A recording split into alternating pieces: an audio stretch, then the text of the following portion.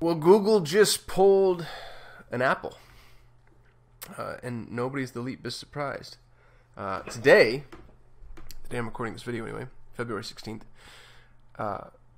Google says introducing the Privacy Sandbox on Android. They're basically rolling out their own version of the iOS 14 update, is the way that it reads. Today we're announcing a multi-year initiative to build the Privacy Sandbox on Android with the goal of introducing new, more private advertising solutions. I love that the word problem is misspelled here as solutions.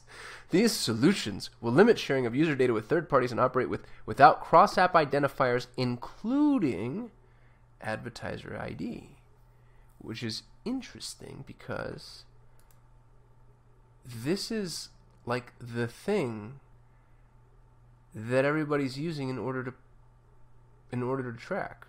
So it's a complete shakeup. Now they tell you what they're not giving you, but they don't tell you what they are giving you. We realize that other platforms have taken a different approach to ads privacy, bluntly restricting existing technologies used by developers and advertisers. So that's a direct shot at Apple. I love this part. We're also committed to working closely with regulators. No, you're not. Why would you be? Why would anybody be? And then a bunch of people pretending like they're okay with this. I have no idea what the implications are here. But it's a really important thing for us to watch, especially as advertisers, because this is Google putting up their own walls. So Apple took their ball and went home, basically. They were like, I've got all this data and I don't have to show it to you. And it makes sense. It's interesting because, the internet was so new and so fresh that when we all started playing on it, everybody just left these open bridges. And it took longer than maybe it should have for the whole world to realize, like, why am I giving you everything that I have? Like, why wouldn't I silo this and put up a shield?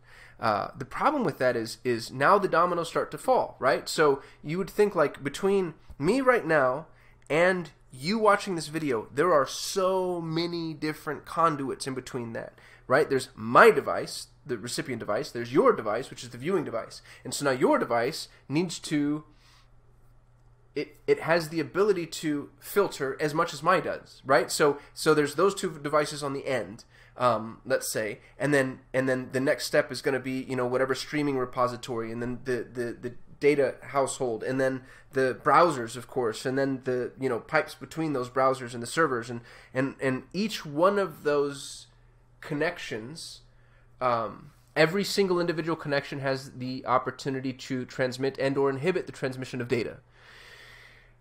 It's crazy. And up until this point, everybody's just been like, all right, here's everything, because that's sort of been this weird implicit agreement that we've all had. So this next stage, the statecraft that is the hoarding of data is going to be really interesting to watch. And I don't know, I'm not smart enough to think through all the various implications. But the internet's going dark. Like we're entering the dark ages of the internet, where everything that was being made accessible, now all of a sudden they're just passing along the absolute bare minimum to maintain whatever service it is that we're all participating in. And so instead of, we almost need like a Bill of Rights, because instead we have all the rights, or all the that's the bad analogy. We have, it's like a bill of data access. We have all the data except that which we've chosen to restrict. Paradigm flip. Now you have none of the data except that which is absolutely necessary to this process. And then the question becomes, well, how much of that data have we been using for other things? And the answer is, I have no idea. You have no idea. Nobody in this whole pipeline has any idea either. That's going to be what's really interesting. I remember reading about World War I and how World War I was the byproduct of all these secret alliances. You had all these countries that were like, oh, if somebody attacks me, I'll back you up if you back me up, type of thing. And then nobody knew where those alliances existed. And so when the dominoes started to fall, it just got out of hand. That's what it feels like here. It's like we have all of this data that we're using, and nobody's really sure who's using what. And so now that we're pulling, it's like Jenga, and we're just pulling crap out, and we're going to see whether or not this tower can maintain. I think as advertisers, we need to pay a lot of attention to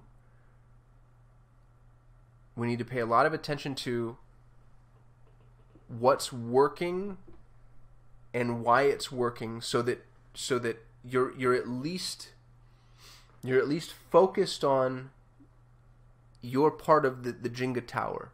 Right now you might be thinking like, okay, this doesn't really impact me as much as really it feels like it impacts app developers a lot, and then various apps a lot, and then the marketing through those apps, though. So now we're talking about Facebook and Instagram and TikTok and Snapchat,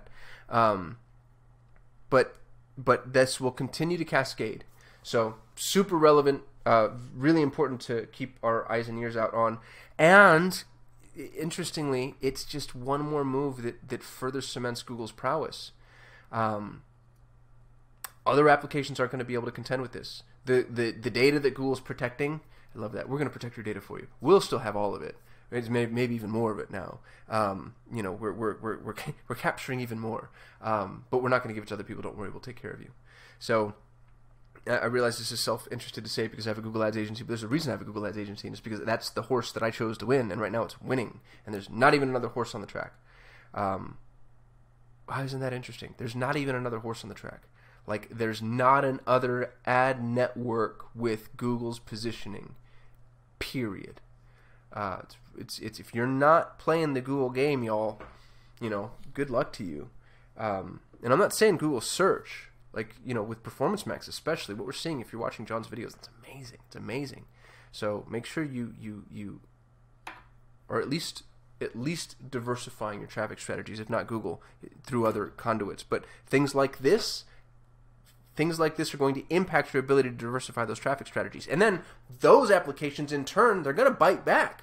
They're going to bite back, and it's going to be really interesting to see the ways that they bite back. And some of it will be really small. But those small ways, if that's one of, if you're like really big into Snapchat, and Snapchat's like, fine, we're not giving up our data either. So now you have these two, brick walls, and you're right in the middle of it. I don't know. Anyway, if you have thoughts, opinions, insights, prognostications, if you know what's going to happen, I'd love to hear it. Thanks for watching. Wait, before you go, I'm constantly looking for amazing people to come join our team. So if you're passionate about Google Ads and you're passionate about customer success, please go to solate.com/apply, and we'd love to see you as a part of the Solutions 8 team. Also, if you like this video, give us a thumbs up. It lets the YouTube algorithm know that we actually know what we're doing. And don't forget to subscribe. We shoot a video every single day, and I don't want you to miss out on any of it. Lastly, if you have questions, comments, concerns, confessions, or you just hate my face and my voice, go ahead and hit us up in the comments. We get very little human interaction, and even the heckling is something that I kind of get a kick out of. So thank you so much for watching. Thank you for being subscribers if you're a subscriber. Don't forget to apply if you're interested in working at Solutions 8. Otherwise, I'll see you tomorrow.